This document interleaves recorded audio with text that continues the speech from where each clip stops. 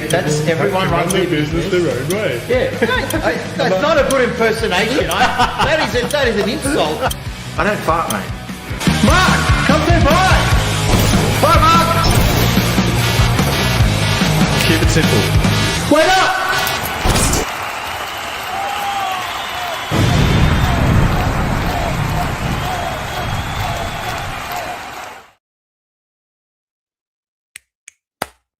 What's going on, guys? I'm SimpleSimon. Welcome to another episode of the NOOB Absolute Podcast. So, the last few episodes, we've been spending time talking about movies. We did video games last time. So, it's about time we went back to our roots and talked about comic books. Now, back in the day, well, Mark and I have had our share of doing talks about how to get into the hobby of collecting comic books, right?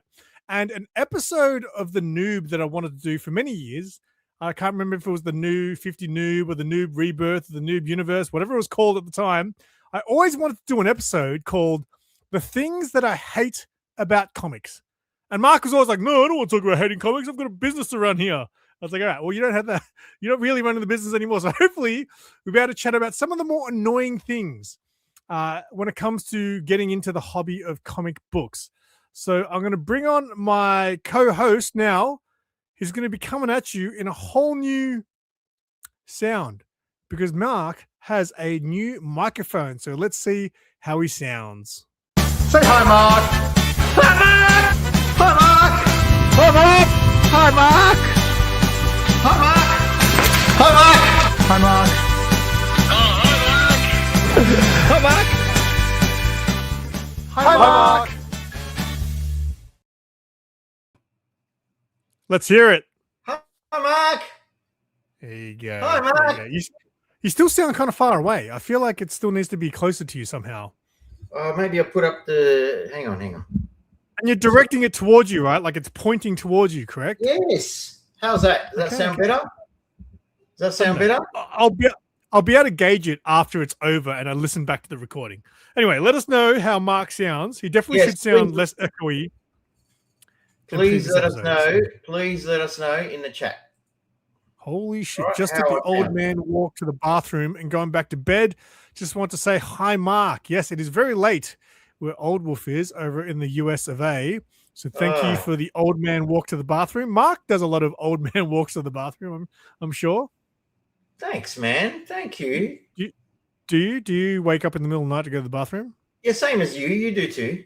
I don't. I never. I reckon in my entire life, I reckon I've got up to go to the bathroom maximum twice in my entire life. When I'm asleep, I'm asleep. Sure, I definitely don't wake up in the middle of the night. All right, so where are you going? All right, so tonight's topic is, like I said, some of the more annoying things about comic books. So I didn't want to use my original title of things I hate about comic books because I didn't really tell Mark what tonight was going to be about. And I felt like if he saw that, he'd be like, I'm not doing it. I have a business to run. As usual, no information. Well, I told you technically what it was about, but I said I've got notes. But, you know, you were welcome to obviously make your own notes too. With But you remember, Mark, at least you didn't leave it last minute. We've done a lot of episodes in the past, which was kind of like getting into the hobby of collecting comic books, you know, for beginners. We've done a couple of episodes like that. We even did a panel back at Supernova 2021 where we did live speaking to an audience live about the same thing, about getting into comic books, right? Yeah. I really enjoyed that. That was really fun. That was a lot of fun. That was really fun. I was terrified. You know why? Because that was in 2021. So I'd been around for like 2 years at the time. And I had like no following. I had 400 whatever it was. I didn't have many subscribers. I thought no one was going to be there, right? And obviously, look, a big chunk of it, the people that were there were people who kind of knew me, like friends who came to support. But there was a big crowd of people that kind of just showed up as well. And I was like, oh, who are all these people? We did giveaways and all that. It was a good time. And Mark didn't know how to hold a microphone. Are you serious? What do you mean I didn't know how to hold a microphone? So Mark kept holding the mic right up to his mouth, and it was too loud. Like you were too close. So I literally walked up to you at one point, because I was like holding it like a professional right here, Mark. That's where you hold it, right? I was holding it like a pro the whole time. At one point, I walked up to you as you were talking to lower your hand. I was pushing your hand down to hold the mic lower, and you just kept like fighting me. Oh, first of all, you know that I used to be a DJ, right? Yeah, well, that's different. You're in a club full of loud music, and you have to kind of go louder because no one can hear you, and you can't hear yourself. So what happens is when someone is holding a microphone too close, the controller should lower the volume. Okay? So it's not my fault. This is live. We didn't have a mixer, man. This was not a live concert. This was live speaking. They're just like, here's a microphone, talk. How do you know? What you only had? What makes you the expert? Huh? What made you the expert? Because I knew. Straight off the bat, like a professional, mate. Just like, like a professional. Clear. Every time you spoke, it was too loud. It was getting echoey, and I was like, "Oh no, Mark, what are you doing?" Anyway, it was a long time ago. If it happens again, I'll tell Mark before the show to not hold it up to his mouth. All right. But yes, that was one of the cool things we did back in the day, and then we've done a couple of episodes, which was, comic books for beginners, and that's what my channel. That's, to be honest, that's how me and you kind of like my channel started with. I'm new to comic books. Let's do a YouTube channel about me being new to comic books and getting into this world. And then when I met Mark, it really became about learning from the master. The master. How's that sound? Does that sound better? It does sound much better. All right. There you go. I've got my video all the way up. Oh, do you? Cool. All right. The gain. I've got the gain all the way up. How does that sound? Yeah, no, yeah. I can't hear you now, Mark. Does that sound better? Okay. I think it's all the way up. Is that better? I think you've worked it out. Yes. All right. That is better. All right. All right. So, I've always mentioned, ever since I got into comic books, and obviously now that I'm a seasoned noob, seasoned noob. Okay. Getting into comic books is very hard, very difficult, very confusing, especially if you've got no one to guide you. All right. So I've made a list of things I think that are very confusing. And I was thinking you can either agree or you could defend them because obviously you're, long time comic book guy. But for me, when I first got into comic books, the first thing that made sense to me when it came to buying single issue comic books was find the first issue. All right. But I guess for someone new, what do you do when you see 5 first issues and they're all of the same character? You've got the ongoing, you've got the one shot, you got a random Elseworld story, you got some other random thing that's not part of canon. You got all these different first issues. How do you know which one to choose, Mark? There is this invention called the internet. I don't know if you've heard it. No, mate. But it's even that, Google. You Google. You just type in you type in Batman issue 1, and it comes up with the bloody first ever Batman that came out in the fucking 70s. It's longer than the 70s. It's like 50s or some shit. No, mate. Nah. 1939, buddy. Oh, there you go. You would know because you were around. I was. Yeah. I've got a copy. But that made sense to me to start at the first issue. Yeah, it's not only that, but the amount of variant covers now there are too. Yes, I didn't know what a variant was at the time, right? So everyone knows the story of my first comic book purchase when it was single issues. Catwoman issue 1, because it was an issue 1. It was like the only first issue. I was like, oh, issue 1, I'm going to buy Catwoman. And obviously I wanted to buy Batman, but they were up to issue 50. But I also thought 50 is a good number maybe to start. Right? It made sense. And it was also, that was the wedding at the time, right? The very controversial wedding. Yeah, the Tom King. This is the Tom King Batman. So at the time, the cover A had sold out. So I bought another cover. I can't remember the artist. It wasn't the Jim Lee variant. It was the one where he was just by himself on the cover. And I always thought, how is this the wedding if he's by himself? And us. Anyway, so I bought that. And then later on, I saw all the other versions of the covers where there's Batman and Catwoman. I'm like, oh, what's going on? Why is this cover only got so variant covers is also very confusing Like, why is there so many of them? Go defend it.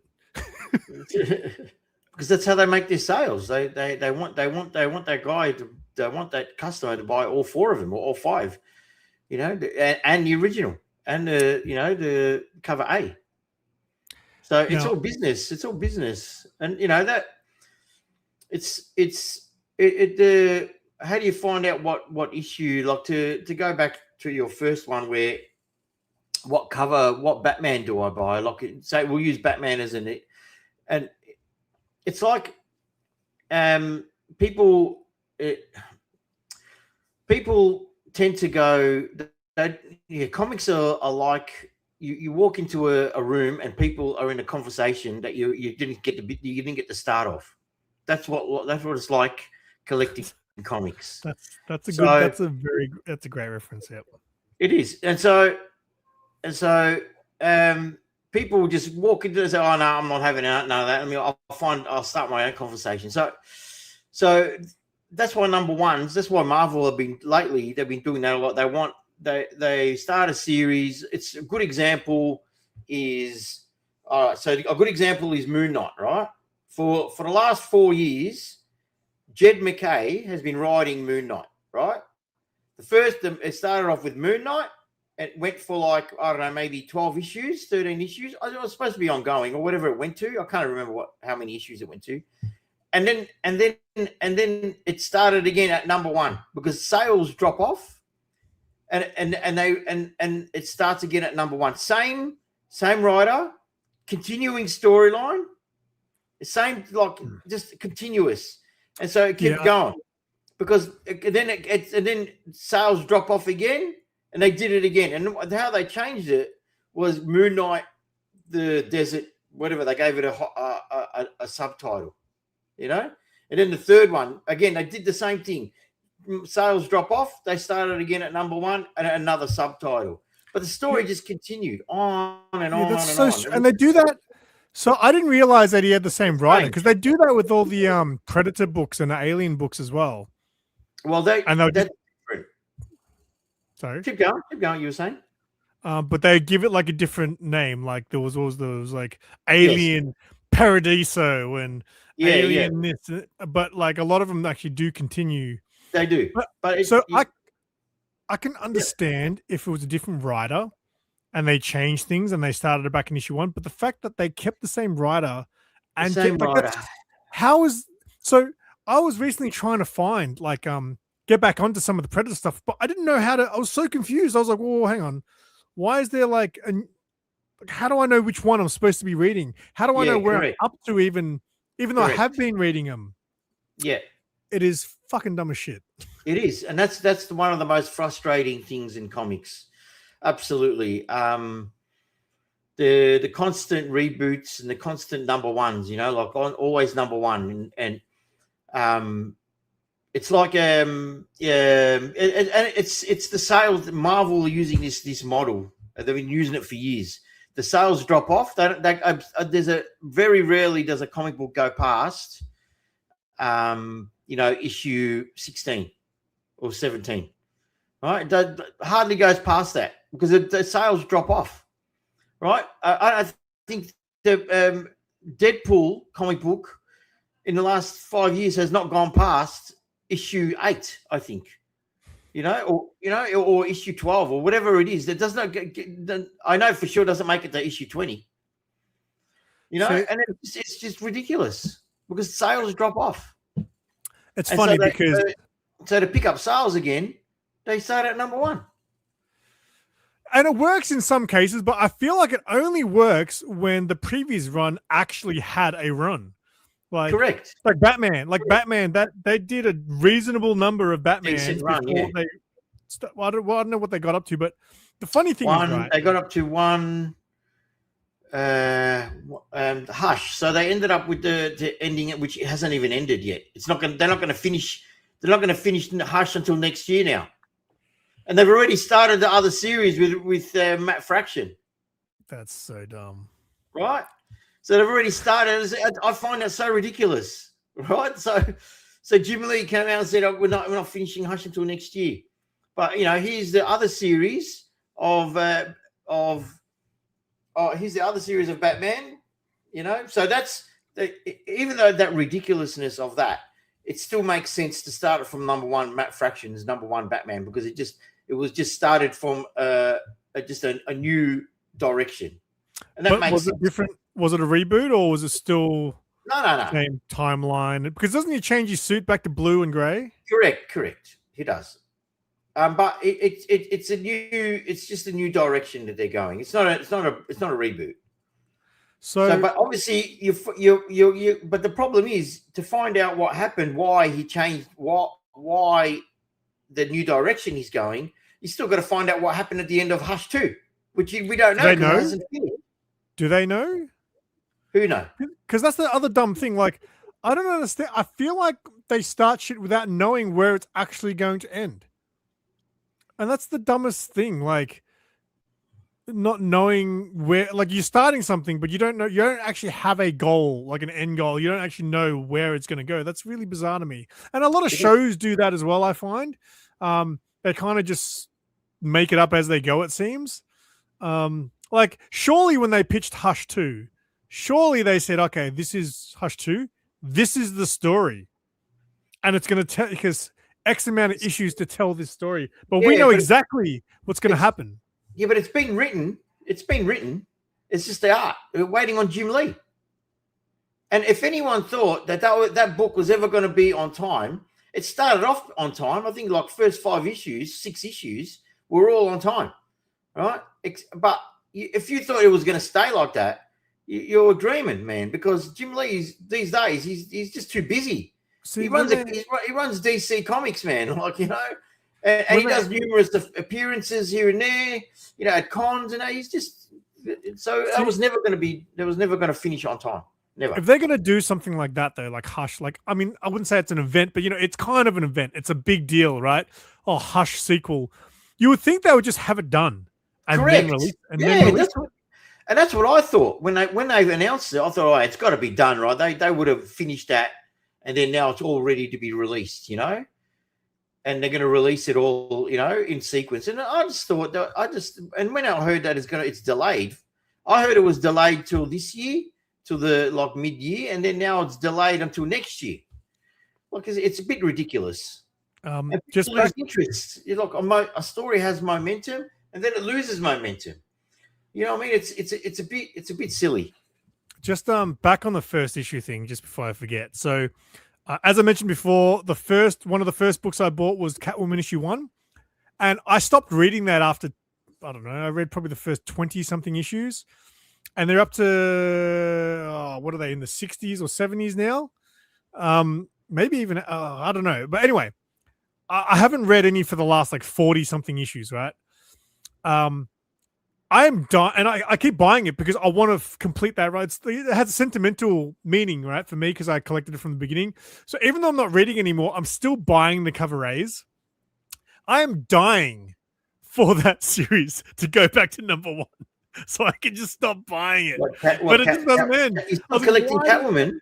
Why don't they reboot that? Start that back from number 1. Are you still collecting Catwoman?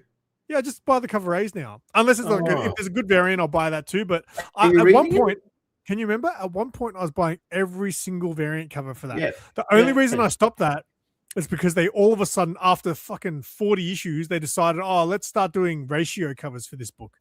I was like, well, I'm not going to be able to get every ratio for it. So that's when I decided, okay, now I'm just going to pick and choose. But I'll always get the cover A's.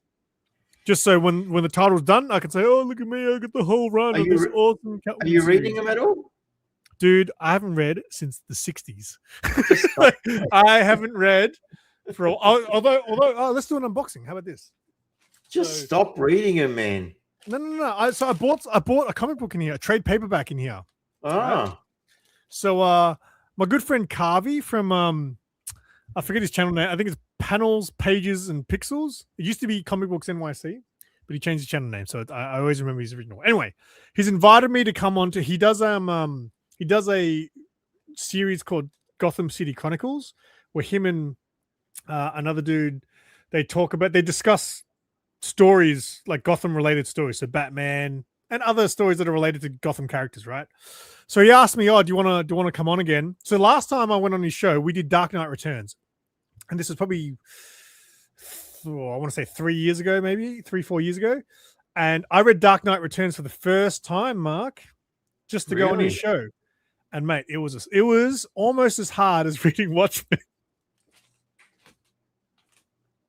It was a difficult read. It was not enjoyable. I'll tell you that. So I'm going back on his show, and he suggested. So he asked me to pick a book, right? Yeah. You know what I picked? You wouldn't believe what I picked, but they'd already done this, so I didn't get to.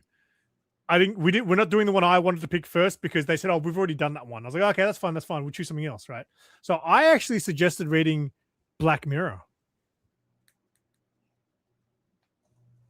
That's better. Yeah, you just got a whole. I think your internet just fixed itself. No, I changed the resolution. Oh, okay. Well, that probably helps too. But yeah, so I picked Black Mirror as the thing as a suggestion because I was like, I've always wanted to read that because it's written by my favorite writer. Oh, of course. Of course. So, unfortunately, they've already done Black Mirror. So he made another suggestion. Scott Snyder junk. Yeah, well, I heard Black Mirror is good. It is. It is one of the best comic. It is one of the best Batman horror books of out there. It's really good. Yeah, unfortunately, we're not going to do that one. But he suggested something else. He said, "How about we do?" Oh no! You're gonna do it. You're gonna do it. So I said, "Yeah, sure." Oh no! So I was like, "Look, if you guys want to do absolute garbage, I mean Batman, we'll do this." So I bought a copy of Trade. Oh no! I'm going to read Absolute Batman to get on the train, and I guarantee you, we should place bets on whether I like it or not. Oh man, I think you'll like it, but whether the question is with him, because this is the thing, right? Everyone jumps on Batman, on Absolute Batman #1, Absolute Superman #1, because it's #1, right? And it's somewhere. This is why it's popular, the whole absolute thing. Same with Marvel's version of it, right? I can't remember what it's called. The thing is, it's that there's no history. There's no walking in. There's no walking in. No, he didn't buy it from me. Of course not. I don't know. Did you have it? Do you have it? I didn't even. I can order it. You know, okay, I need it soon. Good one. Good one, Jordan. But that's right. Batman, all the absolute. So the Marvel version is the ultimate, right? Yeah. Whereas the Batman, the DC one is absolute. So it's right. So instead of walking into a room in the middle of a conversation, right, you're walking in the beginning of a conversation, right, with the absolute stuff. So that's why people are jumping on board. And they're just starving for new stuff. And the reason why people are starving for this kind of content, it's not because it's Batman or it's Superman. That comes into it later, right? But they're jumping on because it's something new. And whether they can sustain it, that's the question. I mean, this is why we're doing the podcast at the moment. The subject of the podcast is things we hate about comics. And there's many about it. And that the one thing that you just brought up that we've been talking about for 15 minutes is just the constant #1s. Yep. Over and over again. But also the other confusing thing is and this is literally in my notes, was Elseworlds. So this essentially is an Elseworlds story, right? Yeah. So this is a different universe, it's a different concept. So if I read Absolute Batman and then go into your coffee conversation where you're talking about normal Batman, it's like I showed up and started talking about Friends, and you guys are like, "Oh no, we're talking about Seinfeld." Like, it's bizarre. Like, how is someone who wants to get into this? I mean, do you think that's why manga kills comic books in sales? Why? Because it's one continuous story, and it's just the one story. There's no multiple universes and multiverses. Yeah, I agree with that too. That's another thing that frustrates me about comics, and that's not the only reason why manga manga is popular. There's other reasons why, and but that's one of the reasons, yeah. Because constantly, yeah. So with the American comic books, you're constantly juggling through multiverses and different versions, and yeah, it's and again, like this history is so long. Where do you start? Where do you start? And I always say you would start at story arcs. Yes, but story arcs, and then you would pick up at a story arc. If you want to get monthly comics, month by month, you just start at a story arc. But people tend to get the trades anyway these days, but the number ones is very attractive. Absolutely, so it's the writer's job to keep that interest going past number 5 or number 6, because otherwise it just drops off. That's the problem with someone new coming in too, because they come in blind. If you don't have, I was very fortunate when I got into comic books that I had 3 people I worked with that collected comic books. I didn't even do a thumbs up then. I had 3 people that were able to guide me. I had Tony, I had Stu, I had Ashby. I was really lucky. But for a lot of people that don't have that person, but still, they kind of helped me a little bit when I had questions. But I still kind of went out to the shops by myself. So that's where I think I messed up. Like, they didn't say, hey, this is how you should do it. You should read this story first. You should read. I feel like you're better at doing that. I think you'd be like, hey, you should read Watchmen. And they'd be like, I hate comic books. I'm going to manga. I would say if I had to recommend something, no, you do it good too, though. You recommend genre first, and I think that's great. Because I feel like, again, for me, when I didn't know where to start, the obvious answer or the obvious choice was superheroes, DC, Marvel. Well, everyone knows DC, Marvel, so why wouldn't you start there? I mean, when you think comic books, you think DC and Marvel. You don't even know that other shit exists. Yeah. So I think you do a great job at asking that question straight out. Well, I always also ask them what they're in the mood for, and most of the time they say Batman. Like, who's your favorite? They say Batman, and I say, well, Batman's got, he's very diverse. So, whereas Superman's not, where Spider-Man's not. Would you ever recommend to a new person who's just walked, I want to get into comic books, what would you recommend? Would you ever in a million years recommend Absolute Batman as their first choice? No. Absolutely not.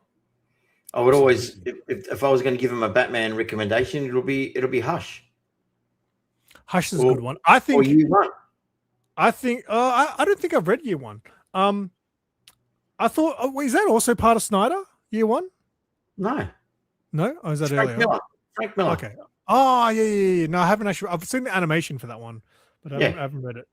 I thought the first Batman story I got recommended was Court of Owls, and I thought that was a great one. Yeah, and that's a great recommendation. Absolutely. That for me was a perfect start because I mean, obviously I'd already started reading Tom King at issue 50, and issue 50 couldn't have been the worst start to getting into single issue comic book. It wasn't even a comic book.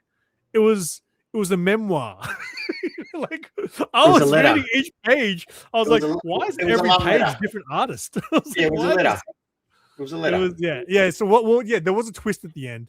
But what was cool next was the next story arc following that was the court case drama with Dr. Freya. That was kind of cool because I read 3 issues of Batman that had no Batman. It was a court case drama. And that kind of opened my eyes as well, going, okay, this is not what I thought it was going to be. But then when my friend told me to read Court of Owls, that was a real detective story. And not only that, it had like an art house film kind of thing going on. Like that part where you're in the maze and you're turning the book. Like that, to this day, I'll never forget that moment when I read that. Like, there are some books that have moments that you'll never forget. That was one of them. Another one that a moment that I'll never forget is when I read Deceased, because that was still early days, right? Deceased. I didn't like the idea of what Deceased was. I also didn't like Elseworld one-off kind of stories like that, but it was really well written. And I'll never forget the moment where Flash and Superman collide and Superman just blows right through him or something, right? yeah, but yeah, Court of Owls. When I was turning the book, I was just like, I cannot believe that someone thought about this. Court of Owls was a great start to New 52 for Batman. It had everything really. It had not only detective work, but it had horror as well. It had a touch of horror in it, and Capullo as the artist really brought forth the darkness. Capullo loves to use shadow and in mood. So he did it when he was doing Spawn, and Batman was a perfect fit for him as well. So I think the artistry and the writer together, though, it was a match made in heaven for Batman. And so that is a good modern recommendation. I call that the modern recommendation. Whereas if you wanted something older, Year One or even Hush, the original Hush, Year One, and Dark Knight Returns is another classic, so it just depends. Like for me, Dark Knight Returns was too, I think in its day it would have been groundbreaking. It was. And I think in this modern day it's still very stylized and arty, but for me it was too much. It was too much of a grown-up story. Like it was just too much going on. That's what it's supposed to be. That's what it was supposed to be. But it was just a lot. It was supposed to be. It did its job. It did its job perfectly, and the other one, the other modern days, Black Mirror would be another one I would recommend. Absolutely. The Death in the Family, I would definitely recommend. Red Hood. All these classics, these are all classics to me. They defined who the Dark Knight was, who Batman was, in the sense of himself and the way redefined the Batman, not only from issue to issue like it was in the 70s, issue to issue where it went, like just one issue, you dealt with your villain and you onto the next villain. Whereas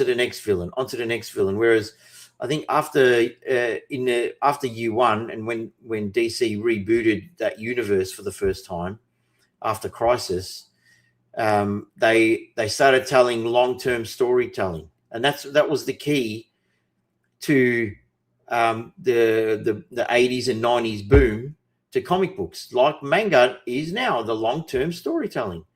And like the death of Superman was a long-term story told way back, started in the 80s. They would drop hints, they would drop character references, but you didn't know what they were about back then. But then when it started getting into the death of Superman, you sort of go back to those references. Oh my God, I remember that. Geez, that guy was, oh man, oh wow, you're like, and same with Batman, with No Man's Land and Contagion, and those long-term storytelling. Now, Marvel did it as well. Like Marvel did the long-term storytelling with the X-Men a lot. With all the X-Men events that they did. So they were so Marvel did it as well. I'm not too familiar with the Avengers because I never really read Avengers or Spider-Man, but I know that they did, like, the Clone Saga was a long-term storyline. Yes, and that's what got me really, like, when I was a kid, that story got me hardcore into comic books, or mostly Spider-Man, because I didn't really enjoy reading X-Men back then. I used to like X-Men because I watched the animated series, but reading Spider-Man was something else, man, during that time. And it's really weird because I felt like, from memory, as a kid, I understood what was going on. I mean, I think I did, but now I look back on it, I was like, how did I understand what was going on? Like, and I think, like, but there is a thing where, they take it too long, like they stretch it, like the Clone Saga went on for too long. It just went on for too long, and so everyone was just sick of it, and so there is a thing called, like oversaturation. But the long-term storyline, like with the whole, like I'll give you a good example with Spider-Man, was the costume, the Venom costume that he picked up in Secret Wars, right? That was a long-term storyline that they had idea for the alien costume. and it was really well done. It was really good, really well executed.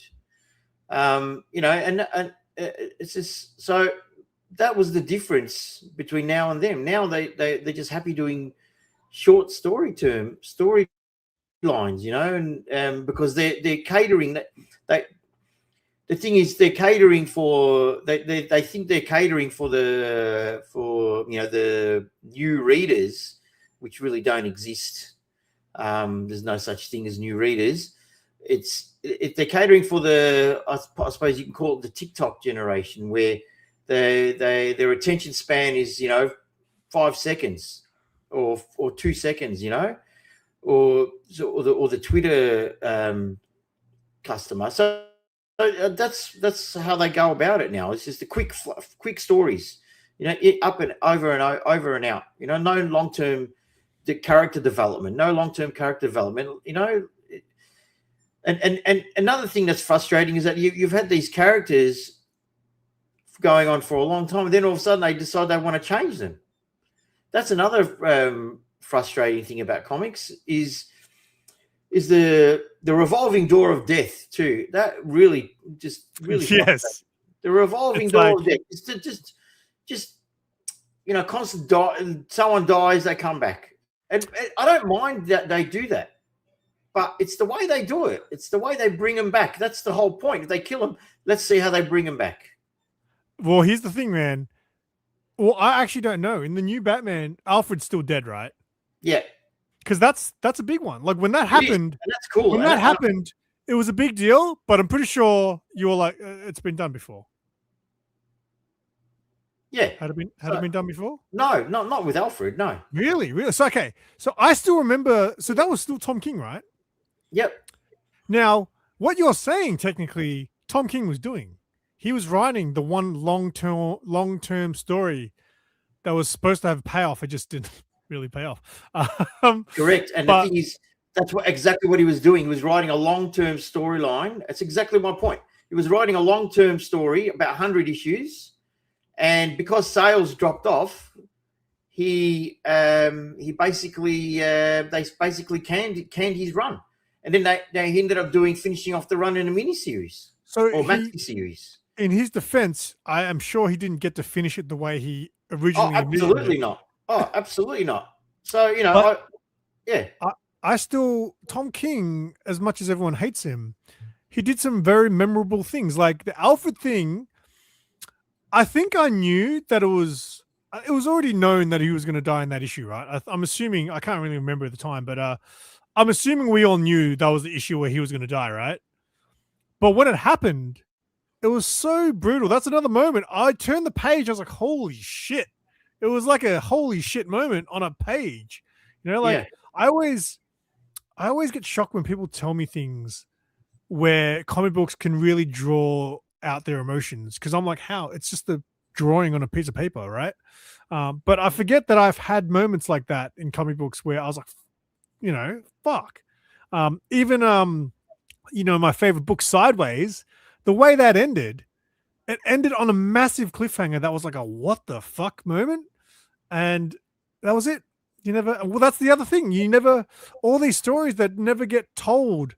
And the other thing I got written down is like all the stories that are on a cliffhanger, and then you go to the next issue and there's not even a mention of it, because the continuation of it was in fucking 3 other books. Yeah, and that's the problem with the big two.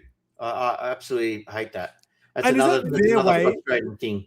Is that their way to like, we want you to read Wonder Woman, so you're gonna have to finish this story in Wonder Woman, even though you're reading Batman? Is that their idea, you think, for that? I don't know. I really don't know. There was a recent. I read a recent crossover. It was the Gotham War, and it crossed over between Batman and Catwoman, and then they had these bookmark issues, like the Alpha and Omega issues, and I just thought it was so bad. I'm done with that shit. They just didn't know. I got it because I was reading Batman. That's the only reason. And it was just so bad. Like, it was just so Batman was so mischaracterized, and his they got his Batman family involved, and they were so mischaracterized.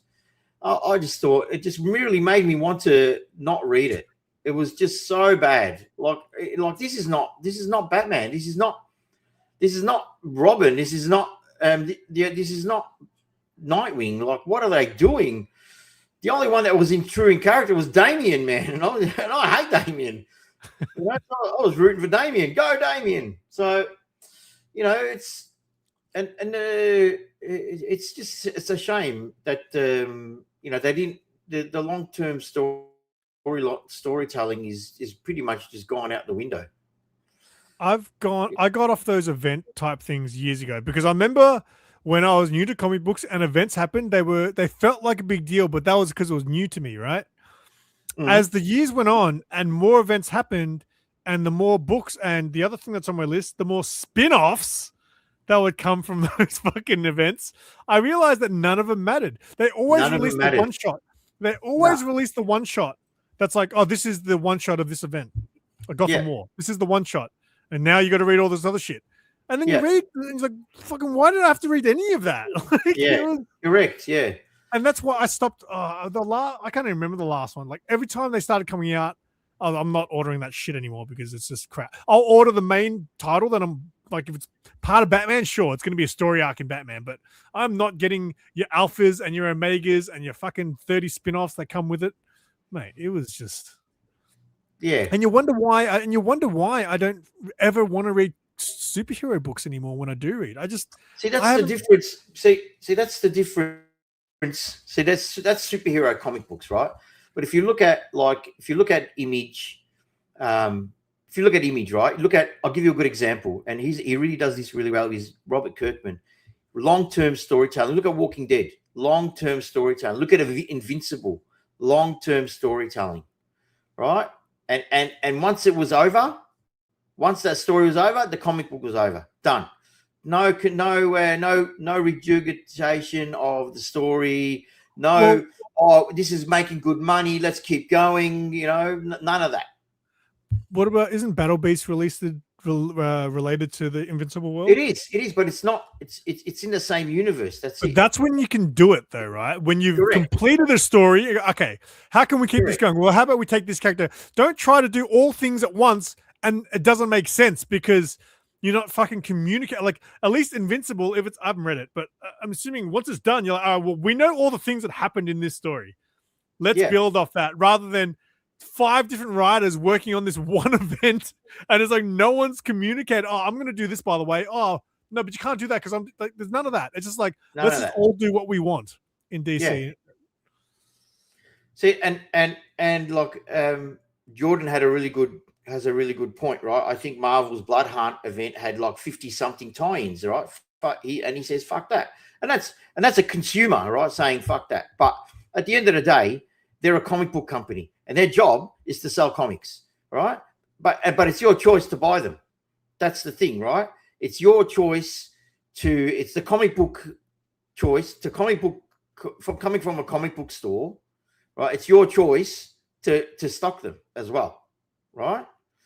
So you don't blame them for doing it, but it doesn't mean you have to buy them, and that's where they lose money because they oversaturate.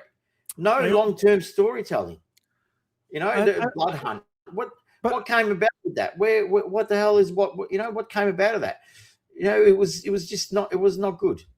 And as a new reader as well, like obviously when I was new, I didn't know there was tie-ins. I mean, the books kind of told me there were tie-ins, but I didn't understand what they were trying to tell me. I mean, I kind of like, oh, you want me to read this? Like, so my first example was Dark Knight's Metal, the original one, which again is another book that you should not read as a beginner because I was like, what the fuck is going on? Why is Joker a dragon? I was like, what is going on? What did you say? What did you say it was? Tell me again. Scott Snyder garbage. That was the beginning. It looks so cool, right? So what I did was I tried so hard and I eventually collected all 6 issues, right? It's Dark Knight's Metal is a 6-issue miniseries. I read it issue 1 to 6, and at the end I was just like, what the hell just happened in that 6 issue? I didn't understand any of it. And that's when I realized, I have to read these 20 tie-ins plus all these other tie-in stories through all these other titles. The Batman, the Nightwing has one. Like every single character has their own story involved in that. So how is someone ever supposed to understand that without guidance? You can't just get into comic books by yourself. Yeah, and see, back in the 90s or back in the 80s, right? There was 5 titles of Superman, right? There was Action, there was Adventures, there was Man of Steel, and there was Superman, right? Four. And then every month, because every second month or every second month is like an extra day in the month, like 31st. Every 3 months is like a 31st, right? So they would release Man of Tomorrow, right, to round it up, right? And so each of those issues connected. So you had to buy each issue every week of Superman, those Superman comic books, each week to keep up with the story. You couldn't just buy one title. And that was back in the 80s, right? Yeah, and it worked because it was a long it wasn't great for the hip pocket, right? And they wouldn't do it now. There's no way. But it was long-term storytelling. It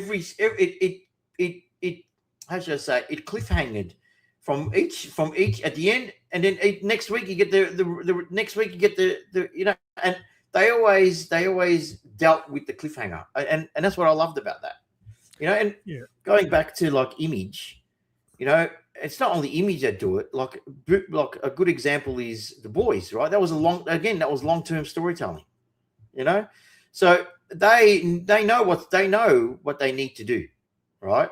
They just write good stories, and they know and they know that people will read them because word of mouth, it helps, right? Oh, I've got to read this. It's really good, got to read that. It's really good, That's another title that did the jumping from was back when I read the Clone Saga. It was like you get a cliffhanger in Amazing Spider-Man. Oh, this story continues in the Sensational Spider-Man. Yeah, and there was the same thing. I remember now because I had mostly Amazing Spider-Mans, but I had a couple of random issues of Sensational because of the crossover. Yeah, but I knew it was. Yeah. That's the weird thing. As a kid, I think I understood comics more than I do as an adult. It's really weird. Like sometimes that works.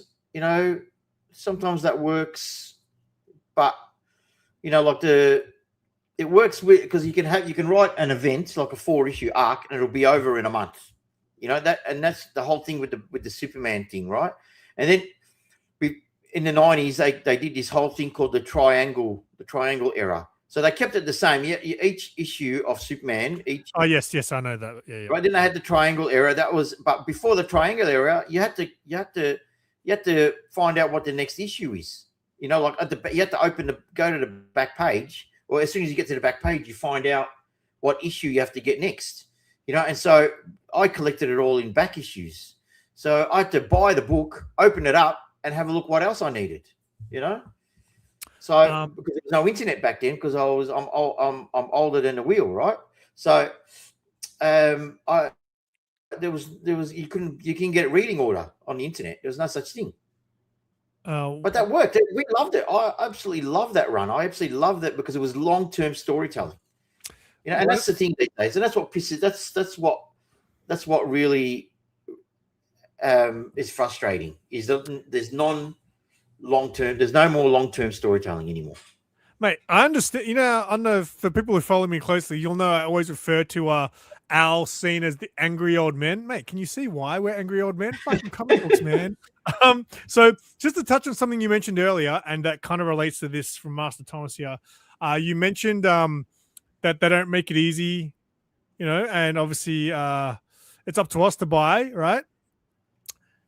When it comes to covers, right? So right now, and it's gotten worse and worse as time goes on. So when I used to order books from you, right, I used to go to Previews. Previews is literally the source. You're going to the place that the comic books are coming from, right? You're expected to place your books on order 2 months in advance to guarantee that you'll get the book, right? Yet they can't provide you a cover for a book that's going to be 2 months away. Dude, you know how much, I don't know if you keep up with new releases. Do you know how much worse that's got? I'll be flicking through a website and the entire fucking page is just no image for this cover. I was like, you would think on an industry that wants to fucking make money off. We're swearing way too much in this episode. You would think an industry that wants to make so much money off these cover purchases, you would have the freaking image. You'd think you would sell more if the image was there and people knew what they were going to buy. You're losing sales because you guys aren't actually finishing your job. Yeah, and the thing is, they announced the artist, so they have no image, but they announced the artist, right? But in 2 months' time, that artist, who knows what could have happened? That artist, sometimes they cancel it. So someone puts through an order for that, even though he hasn't seen the image. Yes. He's got the artist, and then they cancel it. It doesn't actually happen that often, but it does happen. So recently, a book that I ordered. I didn't even realize that it never came out, and another artist took that cover spot. So now I have when I got my books, I was like, why did I order this? So I was like, what? Because now I'm very selective with what I buy. Like, I know what I bought now, or why I would have bought it. But I got a cover. I was like, why would I have bought this? And it would have been because I placed an order for something else, but that changed over time. Yeah, and that's another thing. Like that's just. Yeah, and you expect us to place our orders 2 months in advance. Cover buys are good. I mean, look, I'm not like if I buy a cover, if I buy a separate cover, it's because I like the art, and if especially if there's a set. So if they're going to do sometimes what they used to do, I don't know if they still do it, but they do like the first 4 issues are like joint covers or they're character covers. You know, like for instance, the new Gatchaman book, right?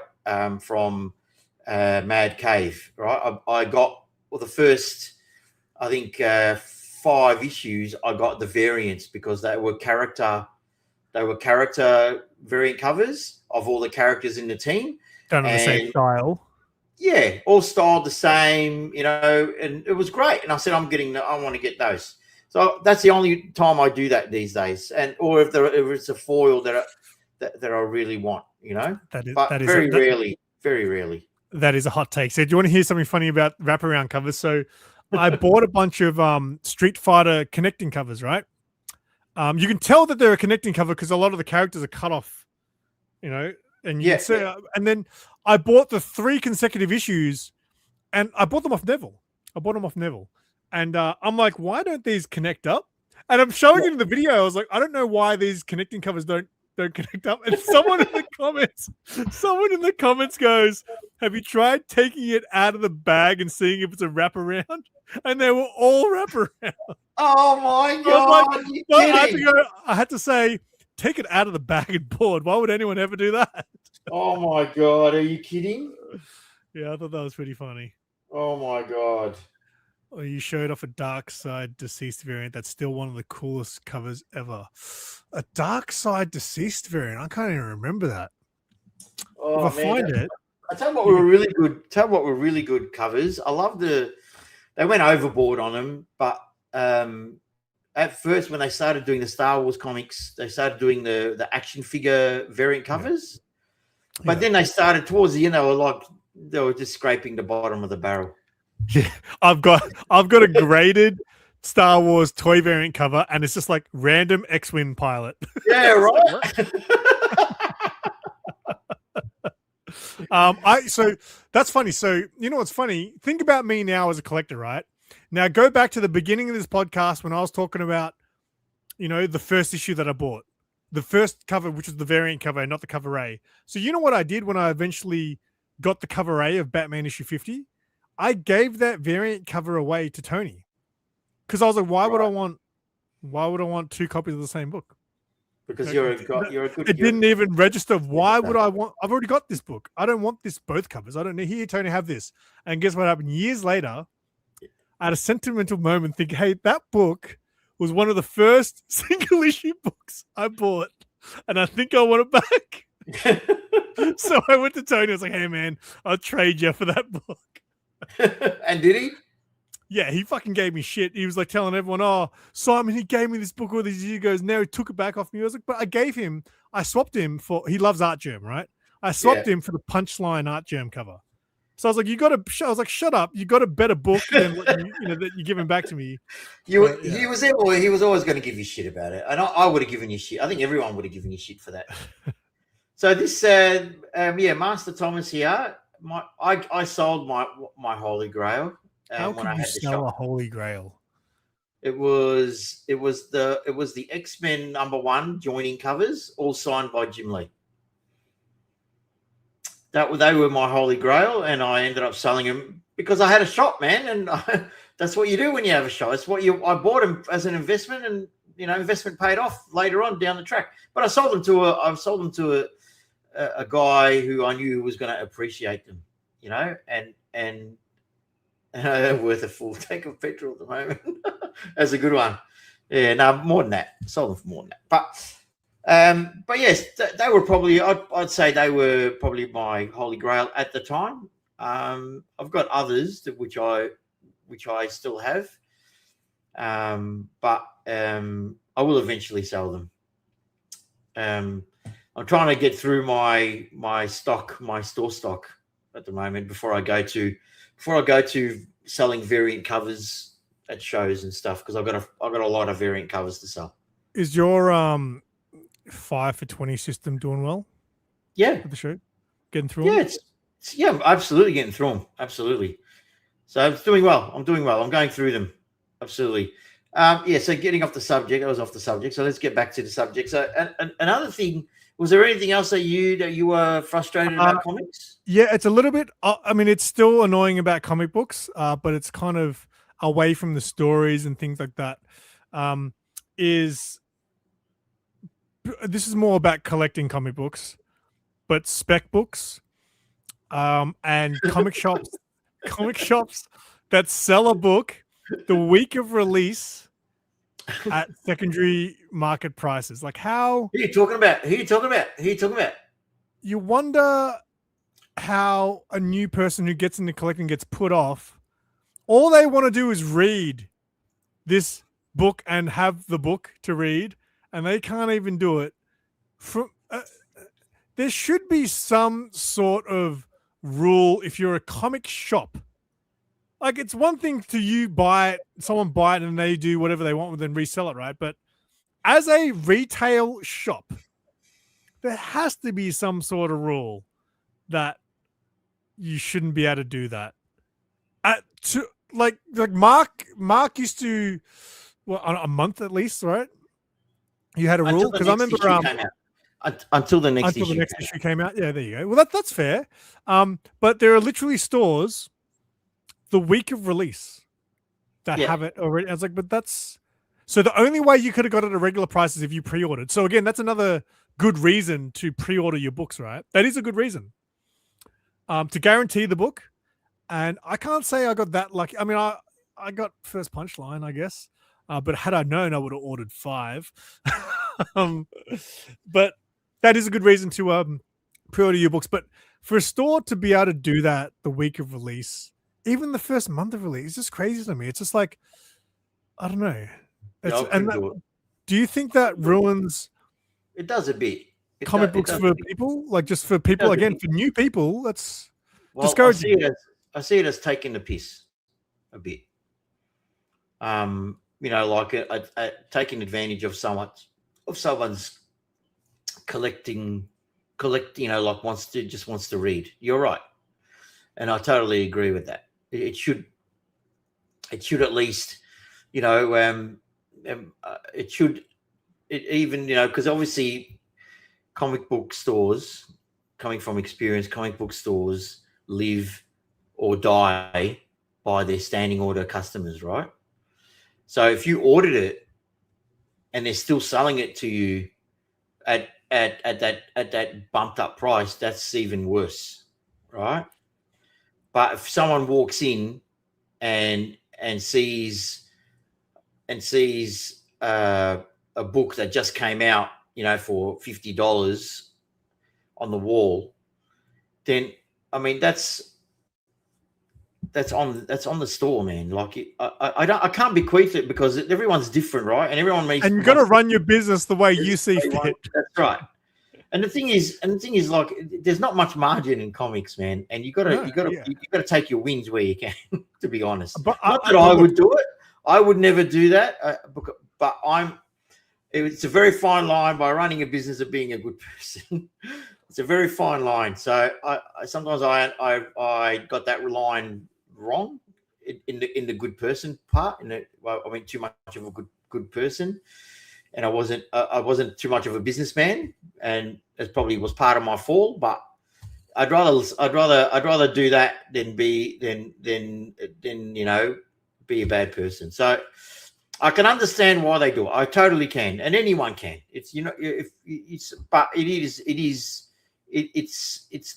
They're not hurting anyone. They're not killing anyone. They're not selling you drugs, in a sense. So, I mean, if that's what they want to do, then oh well, that's on them. It's their values, and that's what they want to do, and that's fine. But you don't have to agree with it, and that's fine. You go looking for it somewhere else. But you know what I mean? How come comic books have an exception when, like, a big retail chain could never do something like that?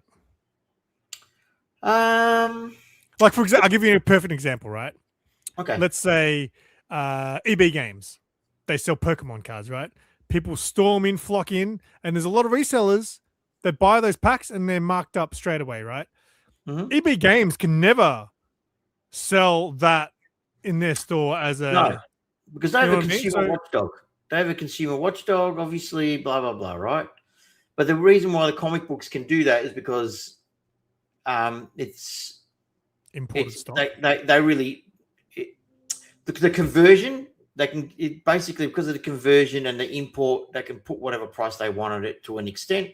But if someone puts a report into the ACCC and it's a subscription amount, they will look into it. But if it's a minute amount, they couldn't give a shit, mate. The ACCC, is there anyone here in America who doesn't know? Is there anyone here in America in the room? Yeah, I don't think they know what that shit is. No, because ACCC is like a consumer watchdog here in Australia. They wouldn't give a shit. They couldn't give a shit about what a comic book store does, mate. Absolutely not. But there is laws against it. Like it's like the price of petrol at the moment. Price gouging. So anyway, that's very frustrating. Yeah, of course, for a new reader, that would be very frustrating. Absolutely. I just feel like it's the one thing that you would understand. You just wouldn't, if you're new, you just wouldn't understand. You know what I mean? Like, what do you mean? Why all of a sudden? I've never had an issue with buying this issue of this book, but all of a sudden I can't get one from anywhere. What? Yeah. Facsimile editions. Yeah. Facsimile edition. Oh, that's a good question. Hang on, let me just read it out just in case anyone's listening to this. One thing that infuriates me is the price of facsimile editions. Hang on, I'm trying to figure out what ILIO means. Should reprints actually be cheaper given there is no creator is getting paid? Do shops get them cheaper? No, you don't get them cheaper. No, we get them at whatever usually they're on the facsimiles. What I do anyway, on the facsimiles, they are priced like $4.99 or just like new comics, right? I sold them. I was selling them that same price thing, but since I don't have the store anymore, I've been putting them on my eBay at like $20, and whether they move or not, they move. I mean, $20 is minute compared to like $4,000 or $7,000, Yeah. And the thing is, what I recommend about the facsimiles, I think they're really good value. I don't think they're very expensive. $15, $25 depends. And plus, they're releasing them with a foil most of the time. I do like. So a lot of the people, if they've got Punisher #1 or the first Deadpool appearance or whatever, right? New Mutants '98. they released the facsimile, but they've also released the variant cover foil, right? And so people who have already got the original, most of them buy the foil to have something different or to put it on display. That's another reason why people buy facsimile, so they can hang it on the wall. But their original is in the dark in their cupboard, but their facsimile is out on the wall in a frame. So that they are a treasure trove. There is a treasure trove there that companies are gold mining for that stuff, and it works. Even though there is no artist to pay, but some of them there is, but royalties of course there are royalties, but it's not as much, because they're just reprints. They put it this way. I always said this is a better way of putting it. Marvel, once a comic book comes out and then I buy it off the shelf and then I go sell it on eBay, Marvel or DC do not make any money from that, right? At all, right? But doing the facsimiles, they're still making money off the old comics, because if I went to sell my first appearance of Deadpool, Marvel ain't going to make money off that, off my 10 grand or 7 grand that I sell it for.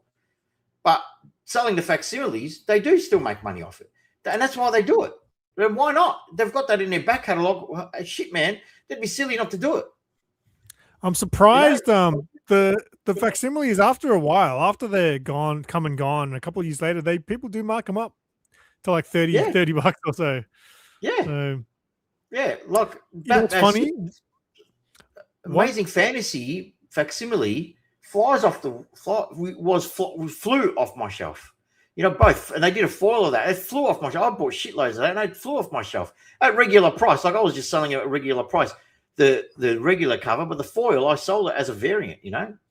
It's funny because one day there'll be the facsimile to Absolute Batman 1. Yes, there will. And it'll be closer than you think. It's closer than you think. I'll tell you now. When they've done with their 100th printing,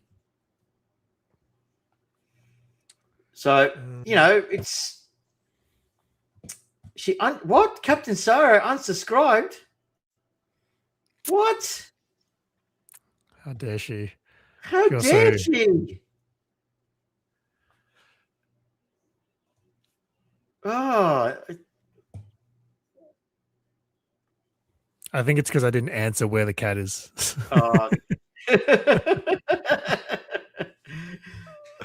No cat content. Oh, jeez. All right. So back to it. You were saying earlier. You were saying earlier just about how Image and stuff do the whole long-term storytelling and stuff like that. Like, who else do you think do it well? Sorry, say that again. Ask me again. I was just reading what you were talking about earlier. How like Image do really well on the the long-term storytelling is. But you I think you were about to say there's someone else as well, but like I think we got off topic. Oh, there's heaps, man. Like there's in that early days, like East of West, and Chew. The long-term storytelling, the genre books do it really well, and that's really about it comes from those days of Image, the early days of the post days of the post 90s of Image, right? When they turned into a genre book company like Walking Dead and Invincible and like into horror and sci-fi books, right? They were looking at TV shows, right? So TV shows, 26 episodes, 22 episodes, long-term storytelling. That's what they were doing, right? They like were Buffy? doing like Buffy, right? Exactly, right? So Buffy was every season had its own story. They don't do this anymore, but every season had its storyline. Are you talking about the comics? Yeah, I will. And then after the comics, after the show finished, they went in, Dark Horse continued into season 10, I think, because it finished at season 8, so they did 9 and 10, I think. Maybe 11. I think they did up to season 12. Yeah, maybe 12. Yeah, maybe, yeah. But they also did Angel as well. So they continued the Angel series as well. And it was really well done. You know, it was Joss Whedon was still overlooking, because Joss Whedon he was like George Lucas with Star Wars, you know. Joss Whedon was Joss Whedon's Buffy. So it was really good. Look, it was Life After Sunnydale. It was, season 12 was last. Really, I was more of an Angel person, to be honest. Me too. I'm an Angel guy. How could you go past a vampire with a soul? I mean, how intriguing is that? How did that happen? So that's what piqued my interest.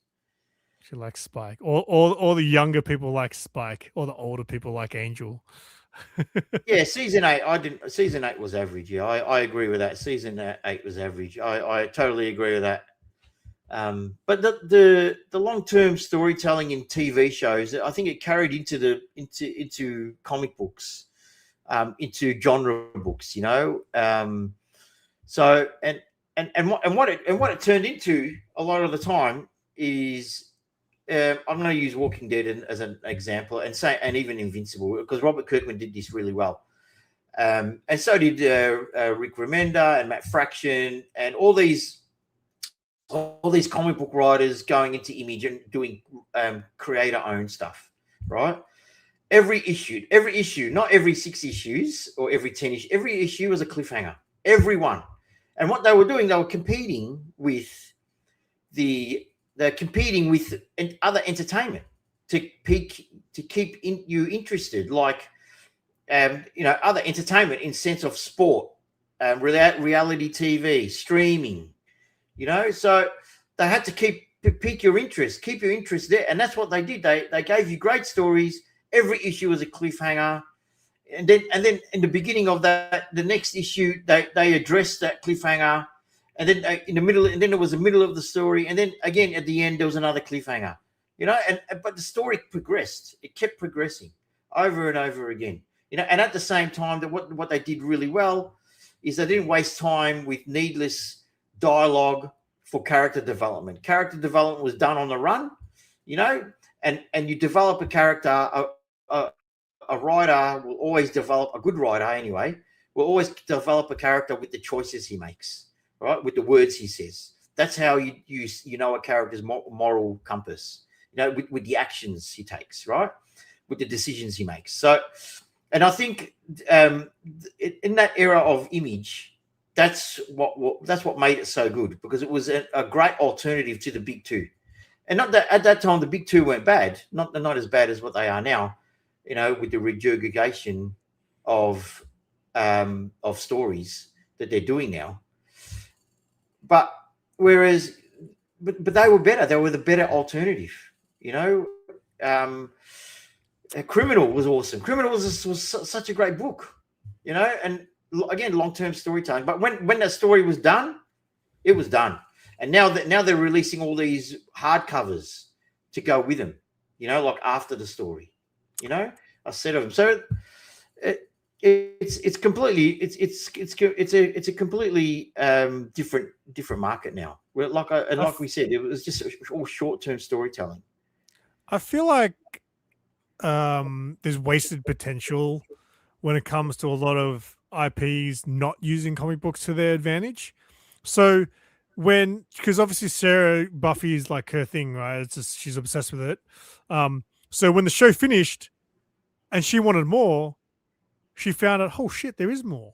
So she loves the comic books because it's her continuation of that. And I feel like there's so many, and look, I'm sure it's just all licensing fees and all that, which is probably the issue, but like, there's so much, like the Warriors book I told you about, like there's a book, it's the continuation of the fucking story. They did one issue that had a cliffhanger ending, never happened, no more issues after that. Like, there are so many shows and things that should utilize, like, you know how the last episode we talked about video games back in the day, how they would tie into the movies, like The Matrix and all that. They should use comic books more for that. I mean, they still do, I guess, a little bit, but I think there's a lot of missed opportunity from a lot of different properties. Like, obviously, Alien and Predator do it now with the Marvel stuff. You get the prequels, the comic books. So Dark Horse for a long time had was licensing stuff. They had the best properties from the 80s. They had Alien, they had Predator, they had Terminator, RoboCop, right? They had them all. They had Angel, Buffy, right? So they had them all, and what they did, they continued. Like they continued the movie. So I Terminator 2, I have a comic book continuation of that. You know, of at the end, like and the actual comic book starts off when she's on the highway and narrating the future is unknown. That's where that's the first page of the book, right? Yeah. It's just, and so they did that a lot. Aliens did it with the first black and white series of Alien. The problem with it is that no matter what, I don't know why, and not always the case, but they never keep it canon. The comic books, as much as you want to say yes, it is, they will like the film and TV industry will never. Like, I'll give you a perfect example, right? So Buffy was supposed to come back, right? You knew about that? Yeah. Right. So have you heard it's been cancelled? Yeah. So I asked Sarah, I was like, oh, so are they going to take in the comic book stories as consideration? And she's like, I don't know. I was like, I guarantee you, because the comics are supposed to be canon, but I guarantee you that this new show won't take any of that into account. But it would be smart, because what happened in all these years? Well, that fucking happened. Yeah. I don't understand why, like, promote this platform, promote this media. Yeah, there's comic books and they mean something. And that that is the true, I think that is the true way to revive comics and make them big again. Relevant again. And the thing is, like, Marvel did it for briefly, but I think it's the other properties that can really boost the I agree, but that's the same argument as people saying, why don't they just a good example would be, you know, like Justice League. Like, why don't they just do a Justice League movie off a comic book, right? Instead of just making up their own story, right? Oh, that's that same argument, and the reason is that they have to pay. They want to pay royalties. They don't want to pay royalties. That's one thing. That's one reason, right? The other reason is they want to make it their own. They want to be credited to make it their own. Like, it's like another good example is James Gunn's Superman, right? The S. Why else would he change his S? Why would you change Superman's S? The most noticeable, recognizable logo in the world. Didn't he change it to what's his face's version though? He changed it to Kingdom Come Superman. Yeah, but it doesn't matter. No, it's still people saying, what's with that S? The people who don't read comics. Yeah. So what's with the S? It is the most recognizable S or logo, right? To hardcores, wouldn't you have liked that? It's like when you saw my tattoo, you're like, oh, that's the hardcore Superman logo. But that's not. But that's right. But that's not what they're going for when they make comic book movies. They want the greater audience. They're not just making them for comic book readers, right? And that's right, 100%, right? And the thing is, the reason why they change it is so he can make it his own. So when people are searching for photos, for pictures, and they're looking for Superman, and they're looking for James Gunn's Superman, they find his, not Zack Snyder's Superman or Christopher Reeve's Superman, or Richard Donner's Superman. It's an ego thing too. Part of it's an ego thing. They want to make it their own. I wrote this Superman. I made it popular. I didn't copy no comic. It was mine. Yeah, and that's the same as what a lot of comic book writers do too. I know we touched on it briefly, how people won't, like, you can't really blame them though, right? So there's a traditional comic book guy who's like, no, I want to keep this character the same, But then you got writers like, no, I want my Batman to have a fucking axe on his chest. Yeah. Yeah, but you can do that. And that's the freedom, like Jordan brought it up before with Elseworlds. It's the freedom of not being constrained. In an Elseworlds, yes. But not in being ongoing, when things happen, you were saying something earlier that was frustrating is when they change the characters and things like that. Yeah. And that's got to do with the writers, like just wanting to do their own thing. And and unfortunately these days a lot of it is self-insert, you know. So instead of looking at the character and seeing what the character would do, you know, getting into the character's head, they just don't care. They do what they want to do, and you know, unfortunately, you know, they expect us to eat it. But you know, if you look at comic book sales, especially with Marvel, people aren't eating it. People are rejecting it. So, you know, it's you know, I just hope that Marvel don't. I just hope, you know, Marvel just don't reboot. I'm feeling that Marvel are going to reboot again. They're going to do another Secret Wars or some shit like that, because they're not going nowhere. Like they've tried now for the second time now to reboot the X-Men, because the first reboot failed. So now they're trying again.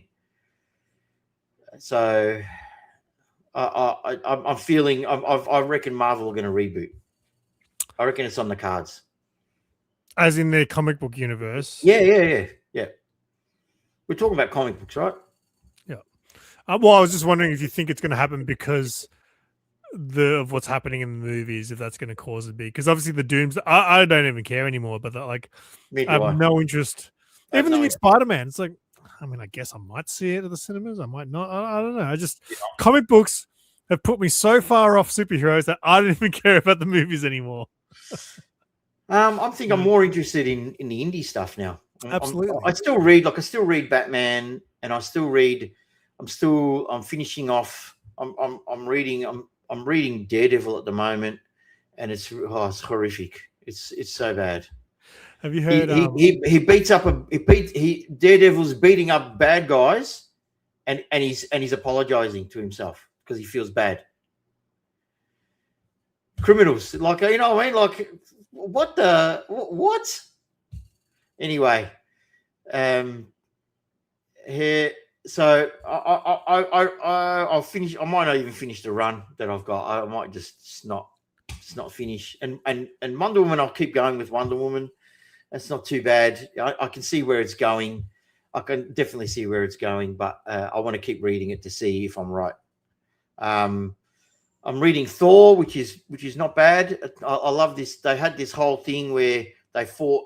He created this whole Thor Corp, right? He called it a Thor Corp, yeah.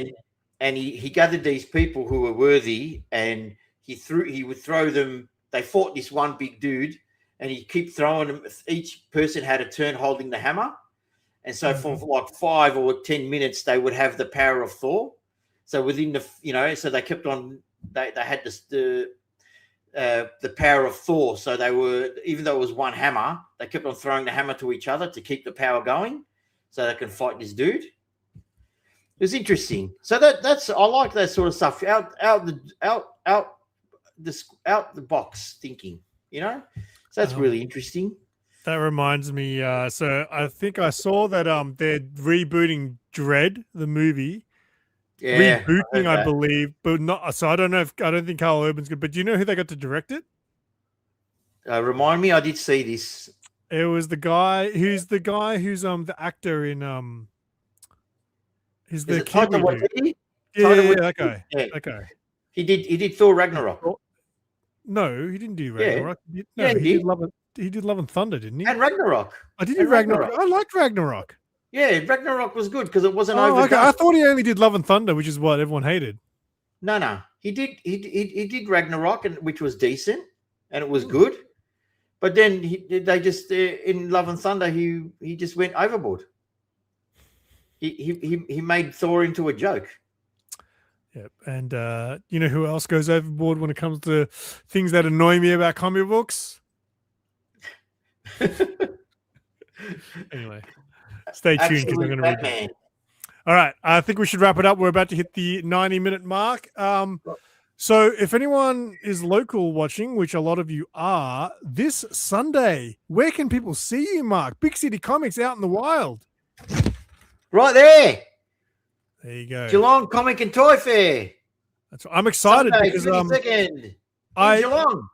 This is their second event at this new location, and I missed the last one because I had something else on.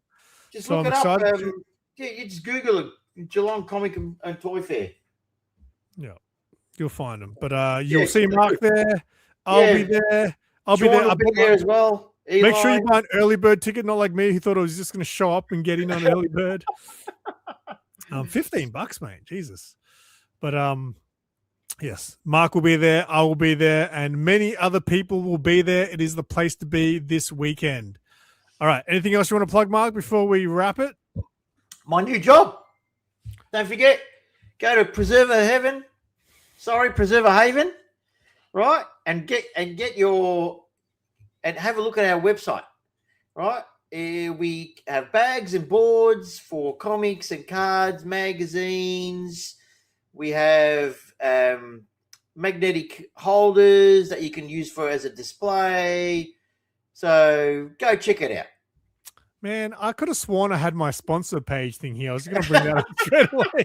Don't forget, guys, if you need comic book bags and boards and card supplies, check out Defender Hobby Supplies available at Collectors Hub and use my affiliate link along with the discount code. Make sure you use my affiliate link, though, just so because then I see what's going on. Anyway. Shut up. That's it. We'll hopefully be back in a fortnight.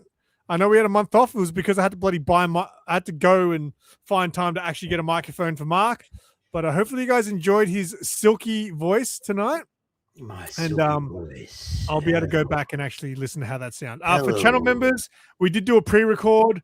I don't know if it was any good because I didn't really have any plans. We kind of just rambled. I was sending text messages to Jin. I was sending text messages to my mom. The members only video is a bit of a mess, but hopefully we get something out of it. All right.